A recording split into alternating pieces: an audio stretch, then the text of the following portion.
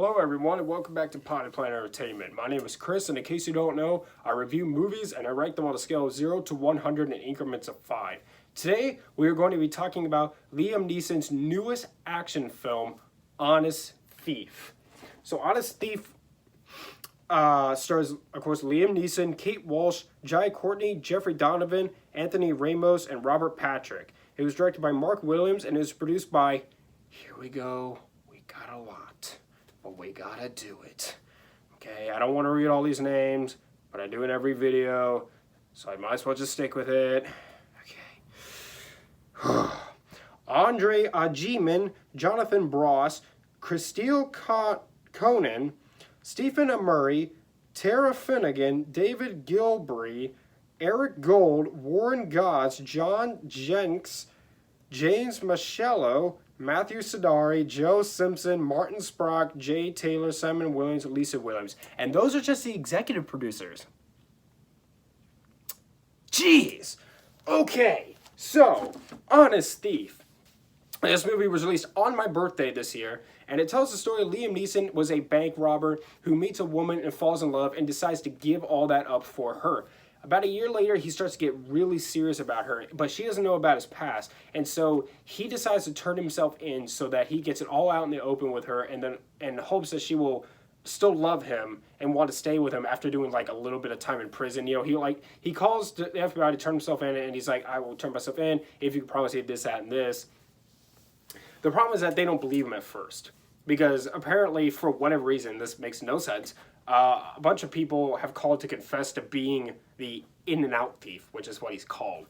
I have no idea why anybody would do that. That makes no sense to me. It's not explained in the movie. So I don't believe him at first. And then when a couple of FBI agents go to investigate, they steal some money from him, murder another FBI agent, and then try to pin it on him. So he goes on the run to protect his girlfriend and to catch these two FBI agents and prove that he's innocent and prove that they're guilty. So I went to go see this movie today with my buddy. Now you're not gonna get this today. You're gonna get this a couple days from after I'm filming this. But anyway, I went to go see this movie and I thought it was okay.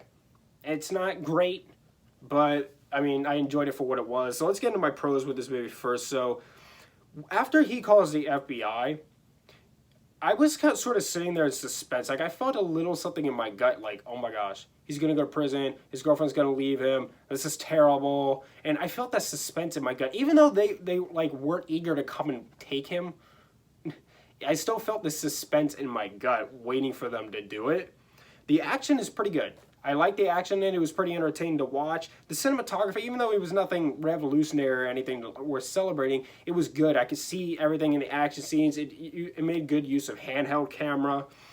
This movie was very emotionally impactful. I really cared about Liam Neeson and Kate Walsh in this movie and their relationship with each other because they were very good in this movie. They both gave some very good performances, and the scenes where they're like he's opening up to her and he's telling her everything. It's really, really good stuff.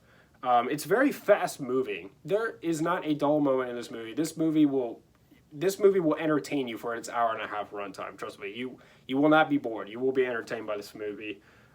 It takes us inside the lives of the villains pretty well. We really get to know, other than Jai Courtney, which we know like almost nothing about, other than maybe he lives alone. We don't really know. It takes us inside the lives of the villains and the other FBI agents that are there too. I really enjoyed Jeffrey Donovan's performance in this movie. He was an FBI agent, but he was a good one, and I liked him in it. And I liked the little relationship he had with this little dog that he had. And I like that Kate Walsh is actually like useful. She's not just a damsel in distress. I mean, she is, but like she like becomes useful later on in the movie.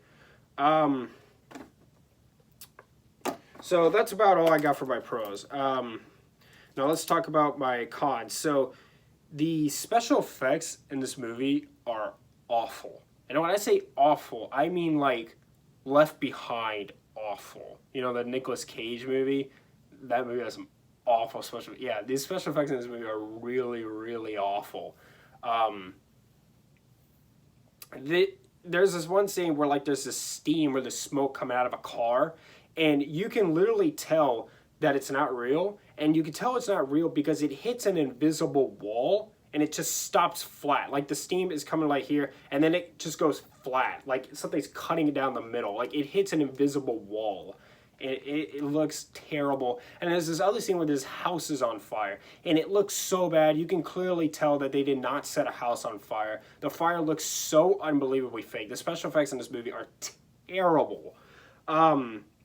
There's this one scene where Jai Courtney could have had, because they're going after Liam Neeson in this movie too, because they want to kill him and his girlfriend so that they don't get caught like having, stolen the money.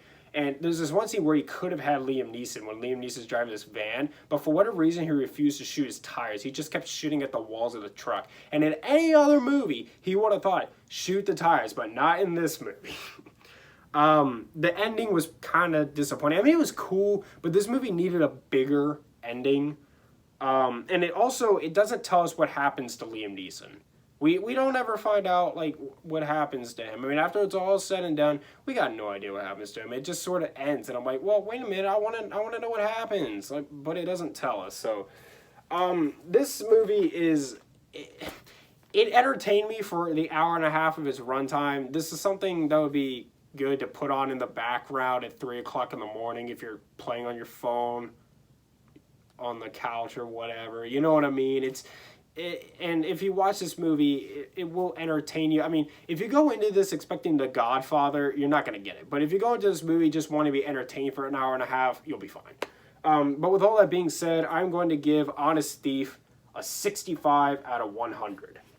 Thank you so much for watching. Subscribe to Power Play Entertainment for more, and hit the like button. Leave movie review suggestions down in the comments down below. Follow me on Instagram at Power Play Entertainment for channel updates, and much love.